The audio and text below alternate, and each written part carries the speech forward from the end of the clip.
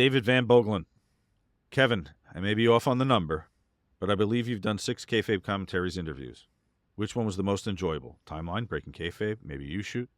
So I counted from memory. I don't know. Well, Steve has a graphic here. Hold on a minute. So there's You Shoot. There was Timeline WWE. I think Timeline was a good one. There was Breaking Kayfabe, which was the very serious one. There was Guest Booker. Then there was Timeline WCW, which covered 97. And you know what? Then there was the countdown shows we used to do, Wrestling's Most. I like the ones when I rolled a joint. That was a fun one. Remember, Did you do the contest? Yeah, I rolled the joint. Okay. I remember I beat everybody.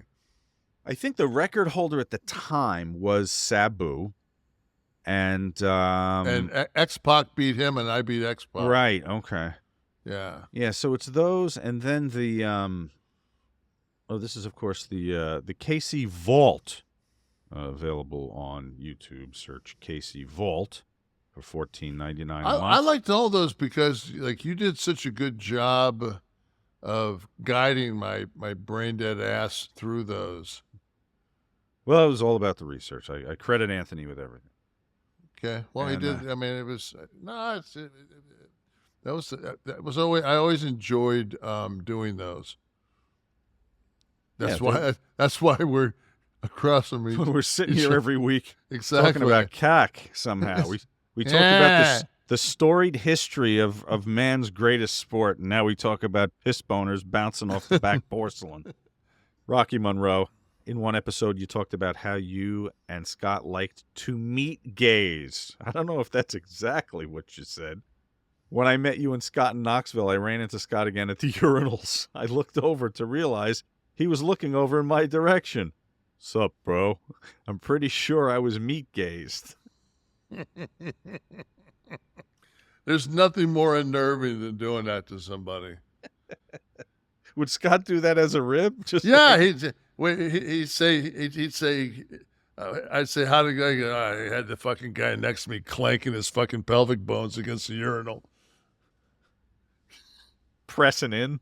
Yeah. Yeah, you got to be real careful. You don't That's get like some of that wash. It's like when you get out, you're on a plane, you wake up with a big fucking piss boner, and you're sitting in first class. You get off the plane, and you go. By the time you get up and move around, now it's just, it's absolutely as long as it can possibly be before it takes that first hitch up. That's when you stand back like 6 feet from the urinal. Fucking hold your hog out like, yeah. Make some noise. Whoa! Everybody looks down at you. Jesus, dude. It was like either this or I'm hitting porcelain, bro. That's it, baby. Zero gaming. I love how every day at work, it's this podcast that keeps me from going insane. Kev, would you have ever put the world title on Scott, WWE or WCW?